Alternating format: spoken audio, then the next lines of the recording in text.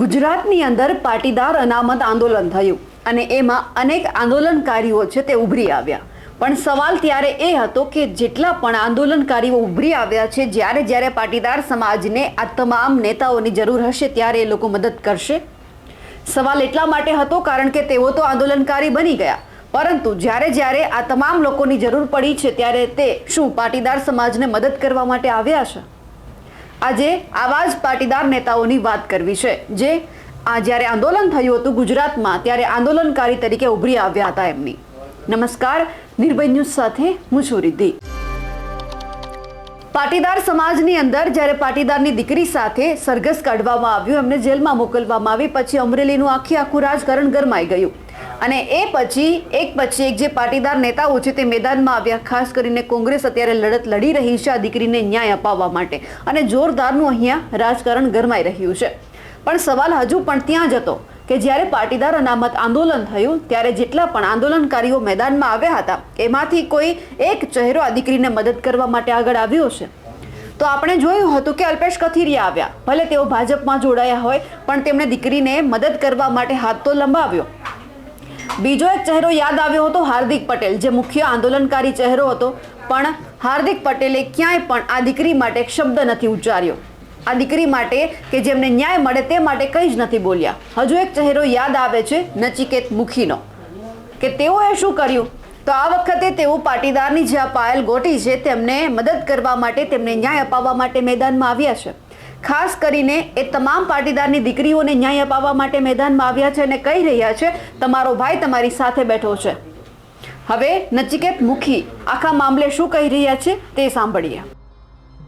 જય હિન્દ, જય ભારત, જય સરદાર. મિત્રો, પાટીદાર અનામત આંદોલનની લડાઈ એ ગુજરાતના છેવાડાના ગામડામાં આપણી પાટીદાર બેન દીકરીઓ જે ખેતી કરતી હતી દાંતરડું લઈને, અને એ દાંતરડું એના હાથમાંથી લઈને કલમ આપવાની આ લડાઈ. આજે અમરેલીની પાટીદાર દીકરીએ કલમનો ઉપયોગ કરીને એક લેટર તંત્રને શું લખ્યો, આખું તંત્ર દોડતું થઈ ગયું. અફસોસ એક વાતનો છે મિત્રો, આ પાટીદારની દીકરીને પોલીસ સ્ટેશનમાં અડધી રાતે એરેસ્ટ કરવામાં આવે છે, એનું સરઘસ કાઢવામાં આવે છે, અરે એના ઉપર પટ્ટા મારવામાં આવે છે. આજે ગુજરાતની અંદર 40થી વધારે નમાલા પાટીદાર ધારાસભ્યો હોવા છતાં એક પણ ધારાસભ્ય એવી રજૂઆત નથી કરી કે આ પાટીદાર દીકરીને તમે જે અત્યાચાર કર્યો છે, જે અધિકારીએ અત્યાચાર કર્યો છે એમને સસ્પેન્ડ કરો. કેમ ખબર? એમના મનમાં એવું છે પાટીદારો માર ખાય, પાટીદારો ધોકા ખાય, પાટીદારો ગાળો ખાય, પાટીદારો ગોળી ખાય અને હવે પાટીદારો પટ્ટાય ખાય, પણ વોટ તો કોને આપશે? એમને જ આપશે. એમના મનમાં ભ્રમ છે મિત્રો. આજે અરે આ નમાલા ધારાસભ્યો કરતા તો નીતિન પટેલ બહુ સારા. 2015માં પાટીદાર અનામત આંદોલનમાં આટલો વિરોધ હતો નીતિનભાઈનો, તો પણ એ શહીદના ઘેર બેસણામાં આવતા હતા, લોકો વચ્ચે આવતા હતા. અને આ નમાલા ધારાસભ્યો જય સરદાર પણ નહીં બોલી શકતા.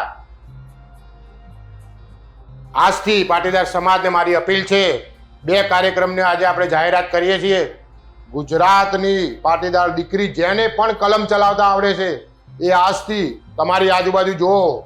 તમારી આજુબાજુના ધારાસભ્યો, કોર્પોરેટરો, અધિકારીઓ, પોલીસ, રેવન્યુ, જ્યાં પણ ભ્રષ્ટાચાર ચાલે છે એ લોકોના વિરુદ્ધમાં તમે એક લેટર લખો, તમે મેલ કરો પ્રાઇમ મિનિસ્ટરને. અને આ તમને કોઈ પકડે તો કહેજો નચિકેત મુખી મારો ભાઈ છે ને એના કયાથી કર્યું છે. અરે પાટીદાર સાવજો, યાદ કરો 2015નો એ ટાઈમ જ્યારે સમાજ ઉપર અત્યાચાર થયો ત્યારે આ 44 બાગડ બિલ્લાના જબ્બા ફાડતા હતા આપણે, ત્યારે એમણે પાટીદાર સમાજ માટે વાત રજૂ કરી હતી. આજે ફરીથી એ સમય આવી ગયો છે.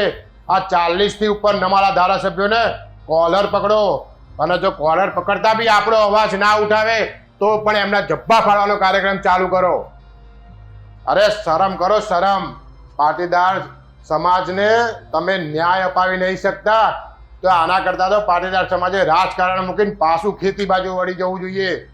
મિત્રો, તમને મારી વાત જો યોગ્ય લાગે તો આને શેર કરો અને ગુજરાતના ગામડે ગામડે અને ગુજરાતના દરેક પાટીદાર સુધી આ વાત તમે રજૂ કરો.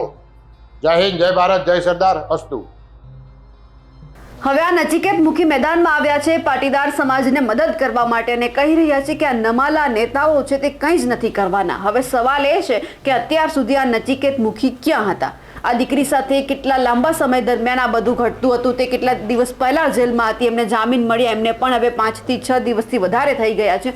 તેમ છતાં હવે નચિકેત મુખીને આ દીકરી કેમ યાદ આવી, આ બહેન કેમ યાદ આવી? હવે સવાલ આ તમામ આંદોલનકારી ચહેરા ઉપર થઈ રહ્યા છે કે જ્યારે તમે આંદોલન કર્યું હતું ત્યારે તમામ જે પાટીદાર સમાજ છે તે તમારી પાસે આશા રાખીને બેઠો હતો કે જે આ તમામ ચહેરા ત્યારે મેદાનમાં આવ્યા છે, જો આપણને ભવિષ્યમાં ક્યારેય પણ જરૂર પડશે તો આ તમામ આંદોલનકારીઓ છે આપણને મદદ કરશે.